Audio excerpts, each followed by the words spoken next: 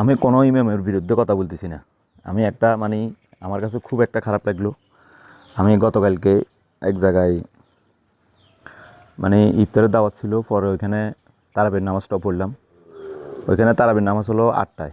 তারাবির নামাজ পরে তারাবির নামাজ এবং এশারের নামাজের পরেই তারাবির নামাজ শুরু হয়। এশারের নামাজ শুরু হয় 8টায়। তো এশারের নামাজের পর এশারের 4 রাকাত এবং পরে 2 রাকাত সুন্নতের পরে তারাবির নামাজ যথারীতি শুরু হয়। আমাদের দেশে যে সিস্টেমে, এই সিস্টেমে 20 রাকাত এবং 20 রাকাতের পরেই বিতিরের সালাত আদায় করি। এখন আমি দেখলাম যে ঘড়ি দেখলাম তখন এই 8টা থেকে 8টা 41 মিনিটের ভিতর পুরো নামাজ শেষ।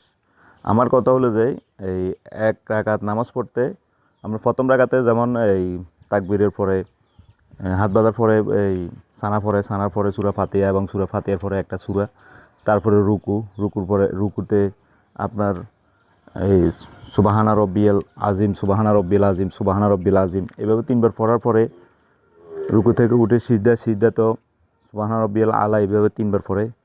এইভাবে পড়ার পরে যদি আপনি যদি সুন্দরভাবে মানে একদম ধীর স্থিরও না এবং তাড়াতাড়িও না, মানে নিয়ম মাফিক যদি মানে পড়েন, আপনি মাখরাজ অনুযায়ী মানে শুদ্ধ করে পড়েন, অন্ততপক্ষে 1 ঘন্টা মানে লাগবে তারাবির নামাজ এবং এশারের সালাত শেষ করার।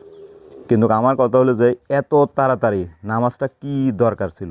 এত তাড়াতাড়ি আমি এই আমাদের এলাকাতে হিয়াগুতে অনেক এই মসজিদ আছে, মসজিদে প্রায় সময় নামাজ পড়ি। এই তারাবির নামাজও এই 6-7 দিন পড়েছি, কোথাও এত তাড়াতাড়ি পড়ে না। কিন্তু এই গতকালকে যে মসজিদে নামাজটা পড়লাম খুব তাড়াতাড়ি, মানে আপনি এই রুকুতে যাইয়ে সুবহানা রব্বিয়াল আজিম, সুবহানা রব্বিয়াল আজিম, সুবহানা রব্বিয়াল আজিম এই 3বার বলার মতন আপনাকে সময় দিবে না। আল্লাহু আকবার, সামি আল্লাহু লিমান হামিদা, আল্লাহু আকবার এভাবে পড়তেছে। তো আমি মনে মনে ভাবলাম উনি একজন ইমাম সাহেব, কীভাবে এত তাড়াতাড়ি নামাজটা পড়লো? আর এই নামাজটা কাকে দেওয়ার জন্য পড়লো? কি সমাজের এই সামাজিক লোককে দেখার জন্য, মসজিদ কমিটির সভাপতি সেক্রেটারি দেখার জন্য আমরা তারাবির নামাজ পড়তেছি, নাকি আল্লাহকে সন্তুষ্টি করার জন্য এই নামাজটা পড়তেছে? আমার মানে বোধগম্য হচ্ছে না।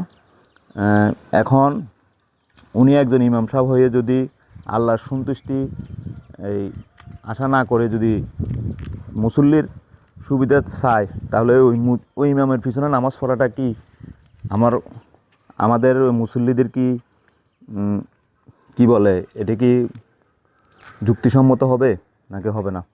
আরেকটা বিষয় হচ্ছে, এত তাড়াতাড়ি নামাজ পড়ার কি দরকার? আপনি যদি সূরা ফাতিহা শুদ্ধ করে না পড়েন, মাখরাজ অনুযায়ী না পড়েন, আপনি সূরা ফাতিহার পরে যে সূরাটা পড়েন এটা যদি এত তাড়াতাড়ি পড়েন, আপনি এশার নামাজটা পড়লেও ঠিক, ধীরে স্থিরভাবে পড়লেও ঠিক আছে, কিন্তু ভিতরে নামাজটাও পড়লো, কিন্তু তারাবির নামাজটা কেন এত তাড়াতাড়ি? এত তাড়াতাড়ি পড়ার মধ্যে